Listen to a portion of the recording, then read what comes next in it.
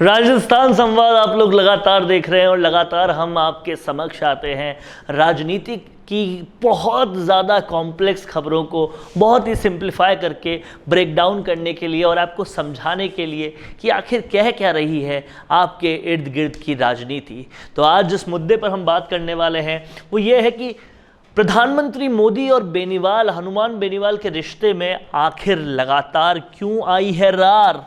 और इस रार को समझना इसलिए बहुत ज़रूरी है क्योंकि राजस्थान में जो इस बार सरकार बनेगी वो सरकार कहीं ना कहीं किसी न किसी छोटी पार्टी या निर्दलियों की पूरी तरह से साथ में आकर ही बनेगी। मेजॉरिटी मिलना इस बार काफ़ी मुश्किल लग रहा है और इसलिए हनुमान बेनीवाल एक बहुत बड़ा फैक्टर बन के सामने आ सकते हैं। कैसे ये बड़ा फैक्टर होंगे, क्यों ये बड़ा फैक्टर होंगे, इस सब मुद्दों पर हम बात करेंगे। और ये जो रिश्तों में रार आई है इस रार को भी हम समझेंगे, लगातार ये रार क्यों आई है इस बात को भी समझेंगे। आप इस वीडियो के आखिर तक बने रहिएगा और अगर आपने अभी तक राजस्थान संवाद को सब्सक्राइब नहीं किया है तो तुरंत कर लीजिएगा ताकि आपको ऐसे विश्लेषण लगातार मिल सके। हनुमान बेनीवाल जो पहले निर्दलीय थे और फिर अपनी पार्टी लेके आए जिसका नाम है राष्ट्रीय लोकतांत्रिक पार्टी। हनुमान बेनीवाल जो कि हमेशा से वसुंधरा राजे के धुर विरोधी रहे हैं और इसी कारण बहुत अल्प समय उन्होंने बीजेपी से ताल्लुकात रखा। उसके बाद वसुंधरा राजे से तलखी होने की वजह से उन्होंने दामन छोड़ दिया बीजेपी का और हर बार हर बयान में वसुंधरा राजे को बहुत ही कड़े और खड़े शब्दों में निंदा करते थे, लगातार उनके खिलाफ बोलते थे और बिल्कुल भी उनको टॉलरेट नहीं करते थे। और ऐसे में मुद्दा आया विधानसभा चुनावों का। विधानसभा चुनाव में इस बार यानी कि पिछले विधानसभा चुनावों में हनुमान बेनीवाल ने अपना दम खम झोंक कर नागौर और आसपास के क्षेत्रों से 3 विधायक जिता लिए और एक ऐसी भूमिका पे आ गए वो राजस्थान में कि कहीं ना कहीं वो बड़े अहम माने जाते थे। और फिर उन्होंने उसके तुरंत बाद जो लोकसभा चुनाव आने थे उस लोकसभा चुनाव में अपनी जगह,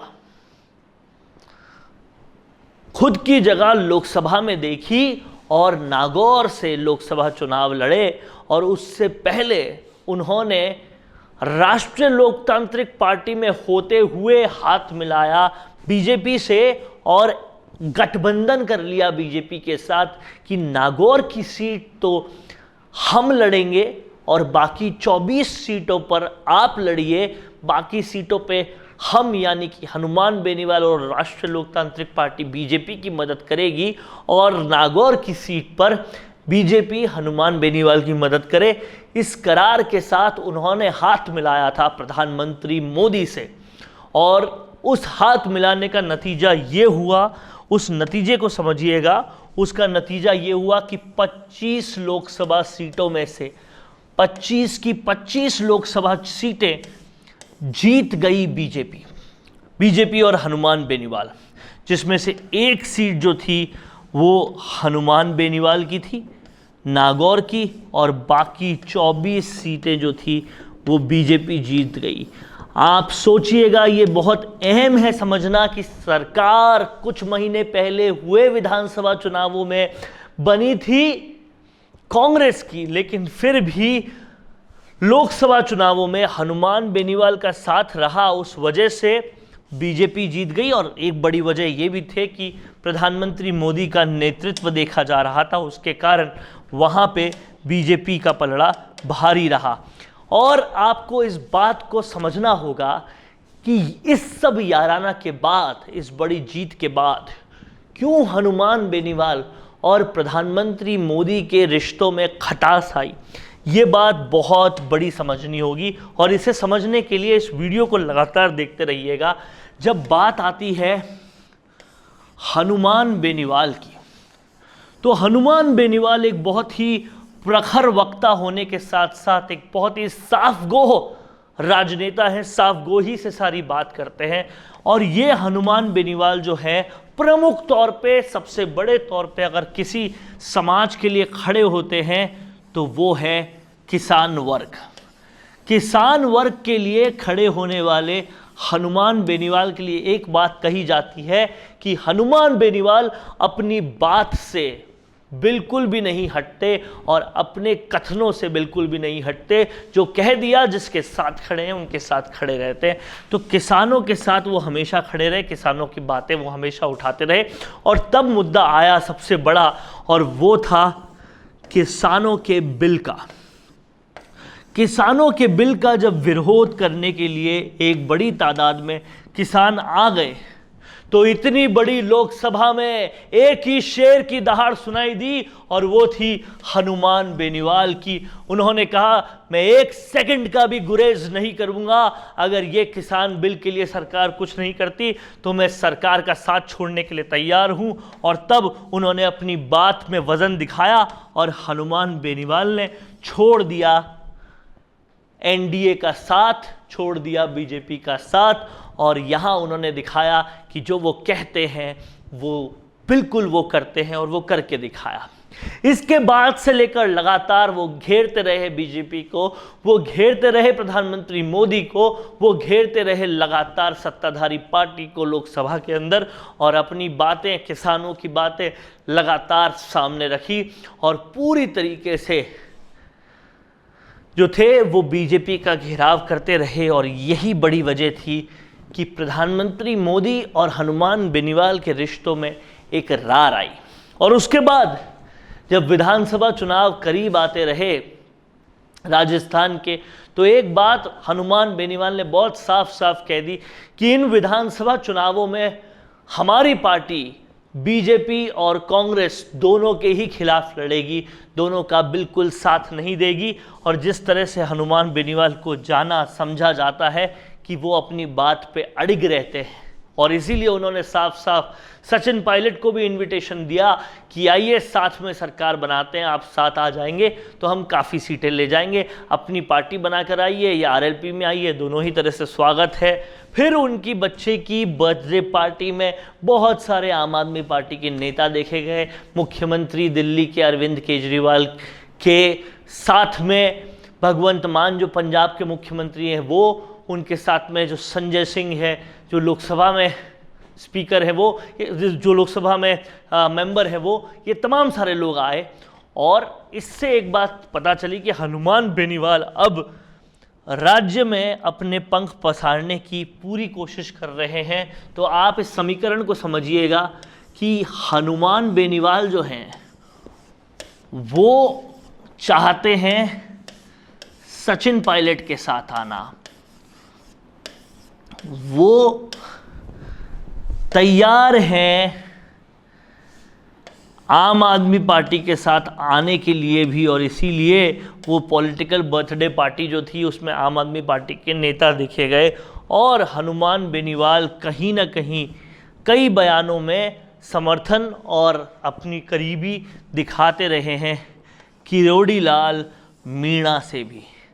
तो आप इस समीकरण को समझिएगा, हनुमान बेनीवाल दरअसल कर ये रहे हैं कि अगर राजस्थान में ये सारी ताकतें जुड़ जाती है किसी भी वजह से तो बहुत कुछ बड़ा हो सकता है। उसको करने के लिए वो रास्ते लगातार ढूंढ रहे हैं और आरएलपी को भी लगातार बढ़ाने के लिए घर घर, ढाणी ढाणी, गांव गांव वो घूम रहे हैं। इससे साफ तौर पे समझ में आता है कि हनुमान बेनीवाल प्रधानमंत्री मोदी से भले ही अपने रिश्तों को दूरी बना ली हो, लेकिन अब वो अपनी आरएलपी को और बड़ा करने में लगे हुए हैं। और इसकी एक और भी बड़ी वजह है, वो आप समझिएगा कि देश से कांग्रेस जो है वो कहीं ना कहीं पूरी तरह से खत्म होती हुई नज़र आ रही है।